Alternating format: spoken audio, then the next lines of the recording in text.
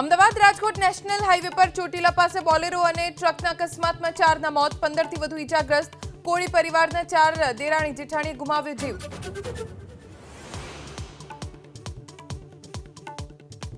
રાજકોટમાં પાટીદાર આગેવાન જયંતિ સરદારા પર હુમલો. ખોડલધામ અને સરદારધામ વચ્ચેની ખેંચતાણમાં પીઆઈ સંજય પાદરિયાએ હુમલો કર્યાનો આરોપ. એફઆઈઆર દાખલ.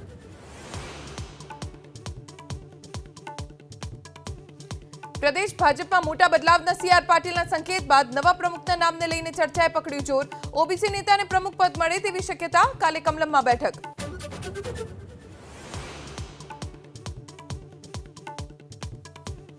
મહારાષ્ટ્રમાં મુખ્યમંત્રીના ચહેરા પર મહાયુતિમાં ફસાયો પેચ. દિલ્હીથી મુંબઈ પરત ફર્યા ફડણવીસ. એકનાથ શિંદે નારાજ હોવાની ચર્ચા.